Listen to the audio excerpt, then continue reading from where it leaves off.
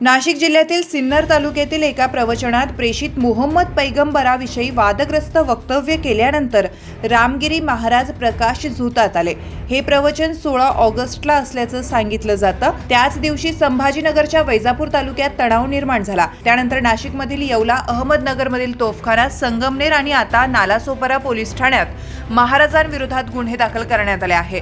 या सगळ्या प्रकरणात रामगिरी महाराज आपल्या वक्तव्यावर ठाम होते। आपल्या प्रवचनाचा काही भाग एडिट करून व्हायरल करण्यात आला। वास्तविक संपूर्ण प्रवचन ऐकल्यावर ते फक्त उदाहरण होतं हे लक्षात येईल असं महाराजांचं म्हणणं होतं। दरम्यान या वक्तव्याच्या दुसऱ्याच दिवशी स्वतः मुख्यमंत्री एकनाथ शिंदे हे त्या सप्ताहात सहभागी झाले होते। त्या कार्यक्रमात महाराष्ट्राला संतांची मोठी परंपरा आहे, संतांच्या आशीर्वादामुळे राज्यकारभार सुरू आहे, म्हणून या महाराष्ट्रात संतांच्या केसाला सुद्धा धक्का लावण्याची हिंमत कुणी करणार नाही असं वक्तव्य एकनाथ शिंदे यांनी केलं होतं।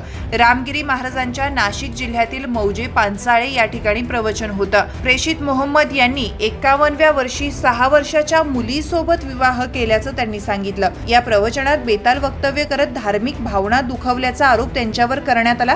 याविषयी स्पष्टीकरण देताना महाराज म्हणाले की 177 वर्षापूर्वी या सप्ताहाला सुरुवात झाली होती। 20 ते 25 लाख लोक येथे येतात, अखंड भजनात तल्लीन होतात। लोकांना भक्ती मार्गाला लावण्यासाठी या सप्ताहाच्या माध्यमातून आम्ही काम करतो। बांगलादेशात हिंदूंवर अत्याचार होत आहे।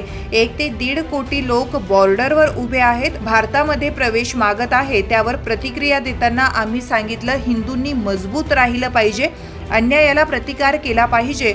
मात्र त्याच प्रवचनाचा काही भाग एडिट करून तो व्हायरल करण्यात आला असं महंत रामगिरी महाराजांचं म्हणणं होतं। सिन्नर तालुक्यातील पंचाळे येथे सद्गुरू योगीराज गंगागिरी महाराज 177वा अखंड हरिनाम सप्ताह महंत रामगिरी महाराज यांच्या नेतृत्वाखाली सुरू आहे। तेथे त्यांनी केलेल्या वक्तव्यावरून वाद झाला। 17 ऑगस्ट रोजी वेगवेगळ्या जिल्ह्यात रामगिरी महाराजांच्या वक्तव्याविरोधात प्रतिक्रिया उमटल्या। त्याच दिवशी महंत रामगिरी महाराज आणि मुख्यमंत्री एकनाथ शिंदे हे एकाच मंचावर आले। त्या कार्यक्रमात बोलताना मुख्यमंत्री एकनाथ शिंदे म्हणाले, या राज्यात संतांच्या केसालाही धक्का लागता कामा नये।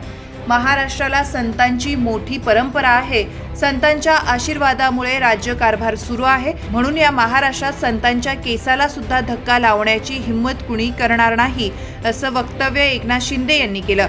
संत सद्गुरू गंगागिरी महाराज यांनी वैजापूर आणि श्रीरामपूर या 2 तालुक्यांच्या सीमेवर सरला बेटावर मठाची स्थापना केली।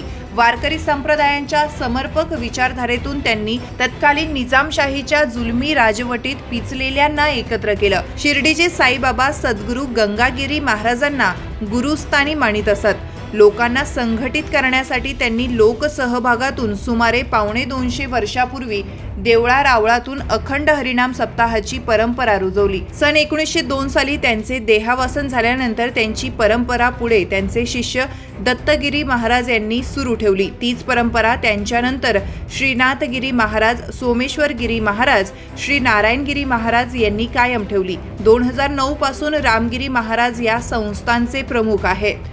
त्यांनी गेल्या 15 वर्षात सरला बेटाचा केवळ धार्मिक क्षेत्र म्हणून विकास न करता पर्यटन क्षेत्र म्हणूनही या परिसराला साथ चढवलाय। याच गंगागिरी महाराजांचा सध्या नाशिक जिल्ह्यात सप्ताह सुरू आहे।